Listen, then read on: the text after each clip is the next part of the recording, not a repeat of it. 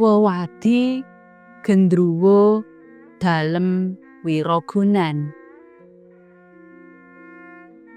Duk rikala semono aku isih nderek bapak ibu ing dalem Wirogunan. Trepe mapan ing Gang Wirogunan mburi kompleks Taman Siswa. Manggon ing ruang guru Taman Madya sing amba lan dawa memburi. Akeh dulur saka Kediri sing nginep ing omah kono ngaku menawa diweruhi wujuding badan alus. Akeh-akehe demit Walanda. Kabeh padha digawe girap-girap. Ya ming bapak ibuku sing ora percaya babar pisan karo anane bangsa lelembut kuwi. Ngendikane bapak, saumpama ketemu badan alus, panjenengane kepengin kenalan. Syukur bage yen gelem diajak kekancan. Hara, rak aeng to pemikirane bapakku. Ing omah wetane adu tembok karo omahku, kahanane ya padha wae. Iki daleme Pakde Bratakusuma. Omah iku gedhe dhuwur magrong-magrong. Nanging suasanane singuk kaya istana Dracula. Pakde Brata duk semono ngasta ing Kanwil Dinas P&K Provinsi Daerah Istimewa Yogyakarta. Biyene guru ing SMA swasta. Malah kancane bapak lan ibuku. Priyayine gedhe dhuwur pideksa. Nadyan wis setengah sepuh nanging isih ketok gantenge. Garwane wis seda merga kanker. Mula Pakde Brata urip nduda. Ora kersa palakrama maneh. Putrane mung siji lanang sakbarakanku. Pakde Brata remenane ngagem destar utawa iket wulung, nyampingan ngagem beskap utawa surjan. Ora nggumunake, sebab pakdeku mau pancen isih trahing kusuma, rembesing madu, darah ningrat. Mula kaparaban Ndara Brata. Sing nderek ngancani Pakde ing dalem gedhe wetan omahku kuwi Yunah, Yujum, lan Bulik Sumirah. Bulik Sumirah mono isih kaprenah keponakane Pakde Bratakusuma. Yunah lan Yujum nyiras pembantu omah. Ditambah Lekman kanggo pembantu lanang. Gaweane ngangsu lan angon wedhus. Ing dalem Wirogunan sing amba kuwi, aku seneng banget dolanan karo Mas Suratno, putrane Pakde Brata. Ing latar jero dalem sing jembar kuwi ana kamar gedhe jejer 3. Pangiraku kuwi kamare pembantu karo Bulik Mirah. Banjur kamar mandi lan WC ing poncot tembok sisih lor.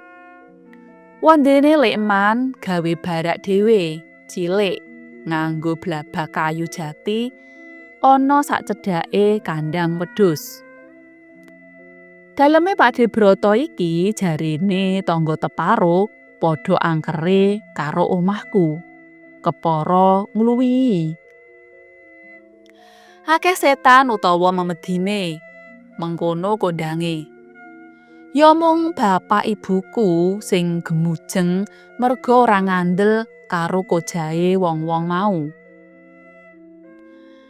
Sawise manggon dalem Wirogunan, lah kok Bulik Mirah ngesir marang Pakde Brata. Bulik wis klebu prawan tuwa, 40 taunan. Kepengin diwengku dening priya. Nanging Pakde Brata ora nglanggati. Panjenengane pilih tetep nduda karo gedhekake Mas Suratno. Malah-malah ketambahan momongan bocah wedok putrine rayine ing nyutran. Aku seneng dolanan bal-balan karo Mas Ratno. utawa badminton tamplek-tamplekan nganggo raket cilik. Dene Dewi, adikku, senengane dolanan pasaran utawa bekelan karo Surani, putri angkate Pakde Broto. Nuju sawijining dina, Pakde Brotokusumo entuk tugas tur niti periksa sekolah-sekolah ing Laladan Bantul lan Gunung Kidul nganti 10 dina. Budale nitih jeep, kendaraan dinas Kanwil P dan K DIY. Yo ing wektu ditinggal Pakde Broto tindak tetinju mau, muncul prastawa-prastawa sing medeni ing dalem Wirogunan. Ing dina kapindho saka tindake Pakde Broto, Bulik Mirah bubar isak arep dahar ning jeron dalem gedhe. Dumadakan Bulik weruh rerupan saemper Pakde Broto. Nanging Pakde Broto iku mung jumeneng ngejejer.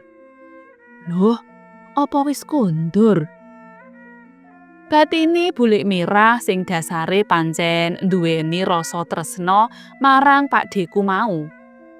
Lah kok bareng ditamatake luwih cedhak, rerupan iku malih wujud dadi gandarwa kaya ing wayang wong sing dhuwure 2 meter lan awake kebak wulu diwut-diwut.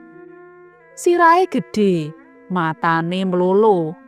Ilate melet dawa, siyunge katon nyrongat.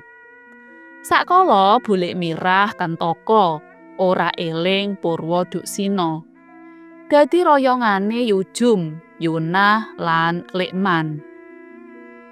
Bareng wis diombeni teh anget, Bulik Mirah lagi sadar lan bisa nyritakake apa kang mentas diweruhi.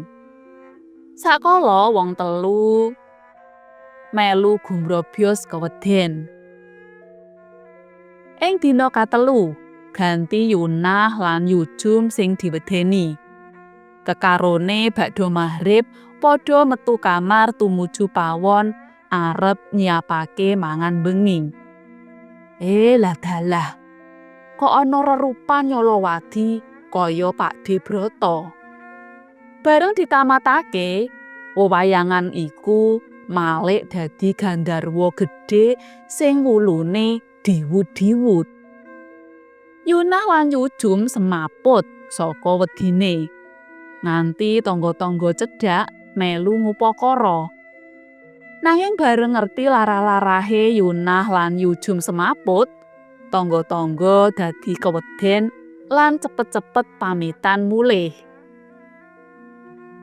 Dok rikala semono listrik durung warata. Ya ming omah-omah cedhak titik 0, kantor pos lan Malioboro sing wis nganggo listrik. Ing omah-omah pinggiran kaya Wirogunan durung nganggo listrik. Ya mung nganggo teplok gedhe cilik sing padange ora sepira. Iki mbok menawa sing mahanani badan alus ngrembaka. Tumrap sing percaya lho. Dina kapapat saka tindake Pakde Broto, gilirane Lekman sing diweruhi blegere gandarwa.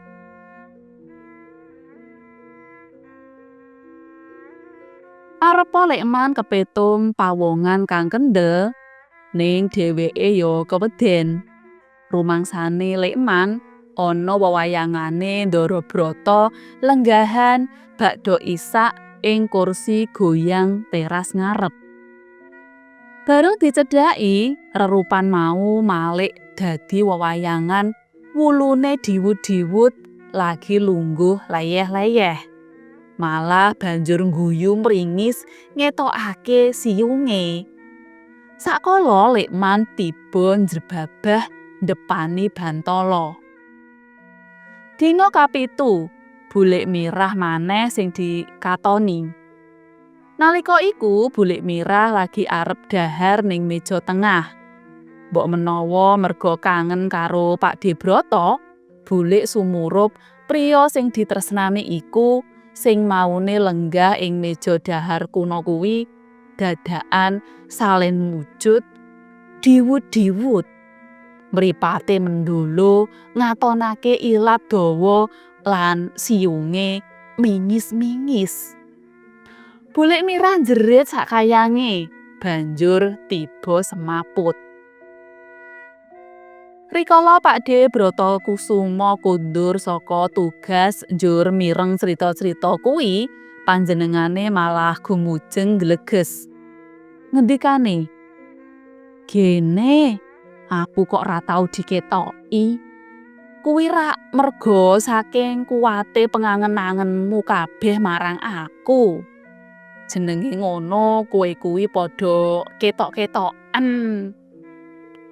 Bapak lan ibuku ya mung gemujeng nalika diceritani Pakdhe Brata ngenani perkara kuwi.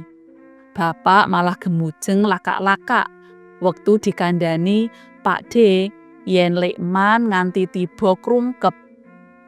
Lah piye maneh yen panamune para priyantun kuwi pancen kaya mengkono?